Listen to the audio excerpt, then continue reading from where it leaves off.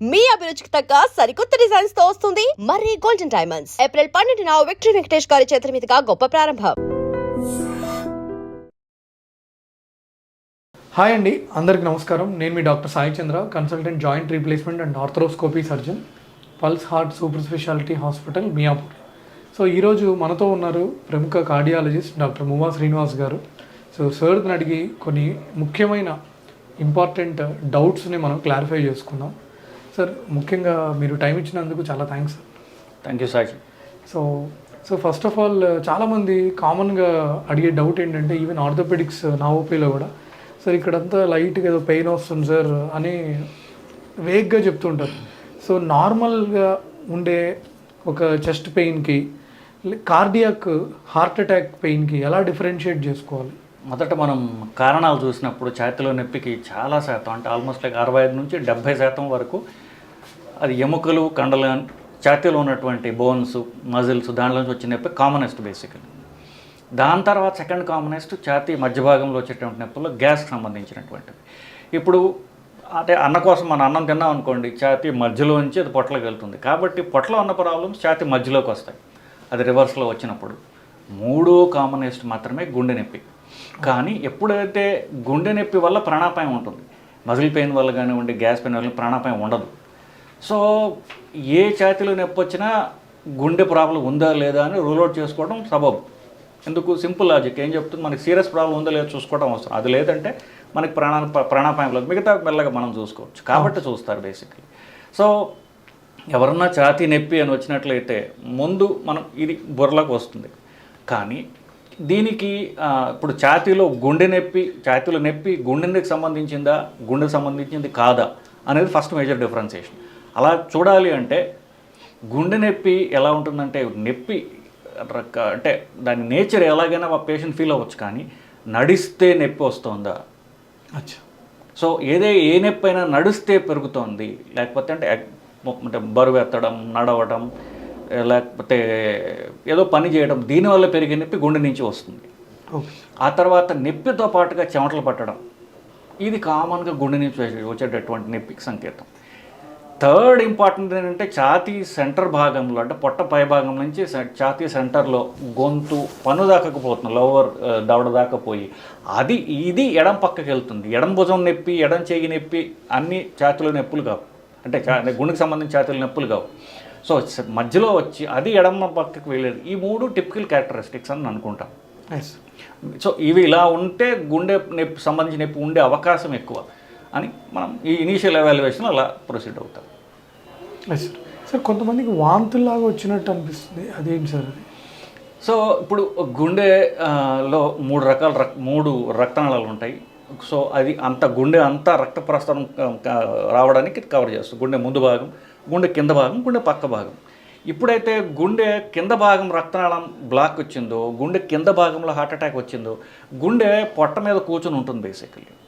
So గుండె కింద భాగంలో ఎప్పుడైతే ప్రాబ్లం వచ్చిందో, అది పొట్టలో కొంతమందికి పొట్ట పై భాగంలో నొప్పి, మంట, లేకపోతే ఒక ఏమంటే వేగ్ ఫీలింగ్, అంటే వాళ్ళు డిస్క్రైబ్ చేయలేకపోవచ్చు. అది కూడా యాక్సెప్టెడ్. వాళ్ళు ఈ నొప్పిని క్యారెక్టరైజ్ చేయాల్సిన అవసరం లేదు.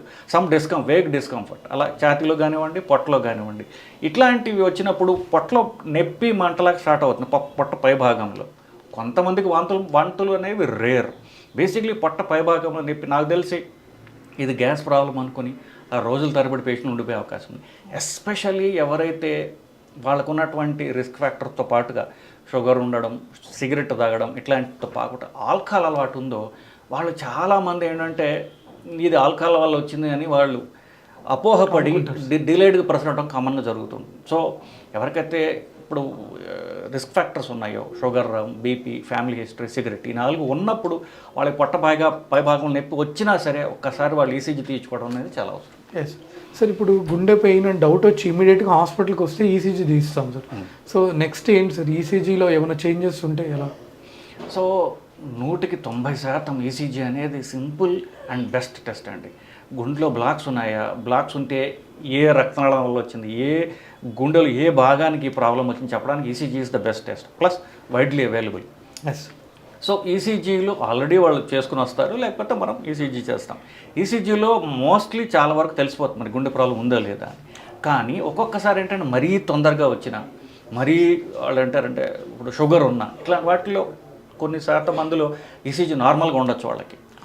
వాళ్ళకి ఒక బ్లడ్ పరీక్ష ఒకటి ఉందండి. అంటే ఇప్పుడు ఏ హార్ట్ అటాక్ వచ్చినా చివరికి గుండె కండ డ్యామేజ్ అవుతుంది. సో గుండె కండ ఎప్పుడైతే ఎంత కొద్ది మాత్రం డ్యామేజ్ అయినా సరే రక్తంలో ట్రోపోనిన్స్ అనేవి పెరుగుతాయి.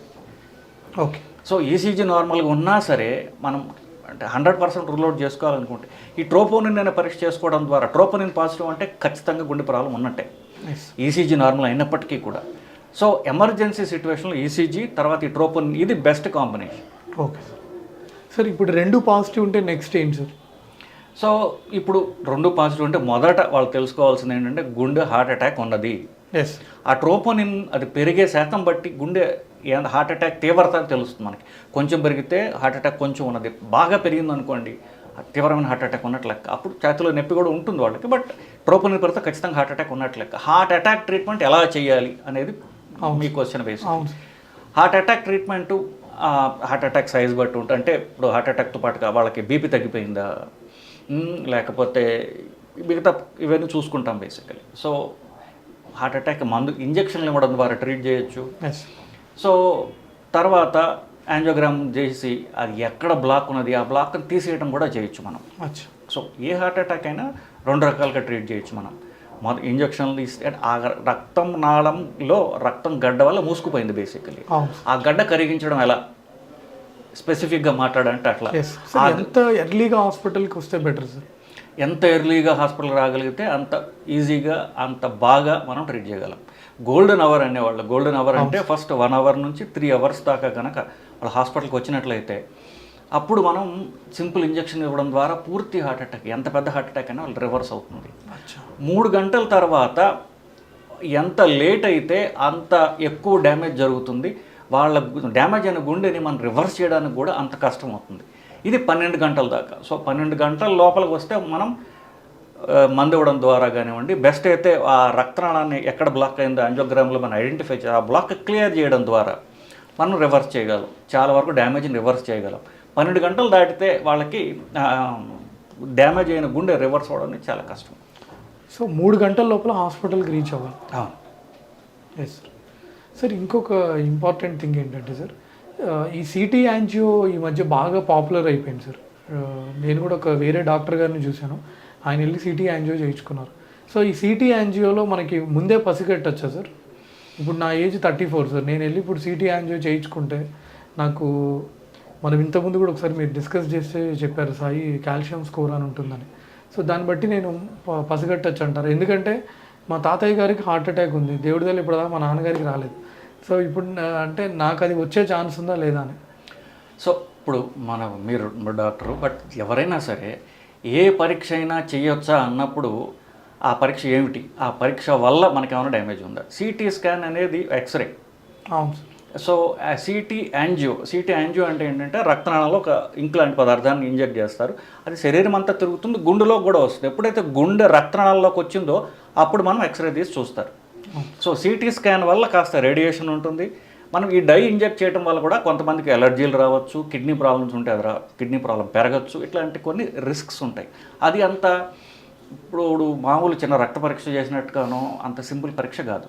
సో ఎవరికి చేస్తాము, అది డెఫినెట్గా ఇది అవసరం అన్నప్పుడు చేస్తాం. అవసరం ఎప్పుడు ఉంటుంది?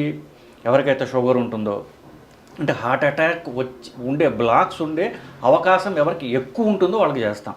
ఎవరికి ఎక్కువ ఉంటుంది? షుగర్ ఉన్న వాళ్ళకి ఎక్కువ ఉంటుంది, స్ట్రాంగ్ ఫ్యామిలీ హిస్టరీ ఉన్న వాళ్ళకి ఎక్కువ ఉంటుంది. సో ఇట్లాంటి పరిస్థితుల్లో ఒక అతను వస్తాడు, వచ్చి మా ఇంట్లో ఆల్మోస్ట్ 2 కంటే ఎక్కువ, అంటే 3కి నా బాబాయిలు, పిన్నులు, లేకపోతే మేనమావులు ఇలాంటి వాళ్ళు హార్ట్ అటాక్స్ ఉన్నాయి, మా తల్లిదండ్రులకు 2కి హార్ట్ అటాక్స్ ఉన్నాయి, నాకు హార్ట్ అటాక్ ఉండే అవకాశం ఉన్నదా అనే ప్రశ్న అడిగినప్పుడు మనం ఖచ్చితమైన సమాధానం చెప్పాలి. సో అలాంటి పరిస్థితుల్లో గుండెలో బ్లాక్స్ ఉన్నాయా లేదా తెలుసుకోవడానికి సిటీ స్కాన్ ఉపయోగపడుతుంది.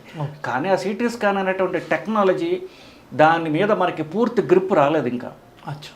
సో ఒకవేళ సిటీ స్కాన్లో బ్లాక్స్ ఉన్నాయనుకోండి 100% చెప్పలేము. దానికి మళ్ళీ యాంజియోగ్రామ్ చేసుకుని మామూలు అంటే కన్వెన్షనల్ యాంజియోగ్రామ్ అనేది చేసుకుని రిపీట్ చేసుకుని చూసుకోవాలి. ఎందుకంటే మనకి ఆ సిటీ స్కాన్లో ఆ సిటీ స్కాన్ అనేటటువంటి పరీక్ష చూసి బ్లాక్ని ఐడెంటిఫై చేసి ఎగ్జాక్ట్గా చెప్పగలిగేటటువంటి ఆ టెక్నాలజీ అంత ఇంప్రూవ్ కాలేదు, 100% ఫుల్ ప్రూఫ్ కాదు. అచ్చా సో సిటీ స్కాన్ అనేది అంటే ఒక ప్రొడిక్షన్ ఇస్తుంది.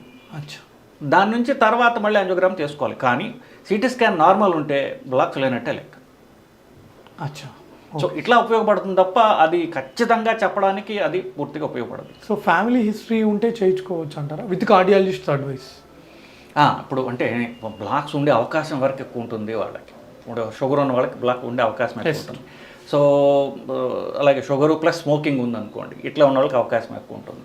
లేదా స్ట్రాంగ్ ఫ్యామిలీ హిస్టరీ ఉన్న వాళ్ళకి, లేదా ఫ్యామిలీ హిస్టరీ ఎక్కువ ఉంది, కొలెస్ట్రాల్ రక్తంలో ఎక్కువ ఉంది, సో రక్తంలో బ్లాక్స్ అనే అవకాశం ఎక్కువ ఉంది, వీళ్ళు చేసుకోవచ్చు కావాలంటే. Okay, thank you sir. And for more videos, Please subscribe to iDream. Please subscribe to iDream. Please subscribe iDream. And please subscribe to iDream. For more videos, subscribe to iDream. please like, share, and subscribe to the channel. Congratulations, iDream. subscribe to iDream. Subscribe to iDream. So subscribe to iDream Media. iDream ki iDream team andarki huge congratulations. Please subscribe iDream Media. Please subscribe to iDream. Subscribe iDream. Please subscribe to iDream. iDream అంటే నా కళల channel subscribe చేసుకున్న నోరు తిరుగుతలేదు, మీరైతే గంట గుర్తు కొట్టండి. For more such videos, please subscribe to iDream.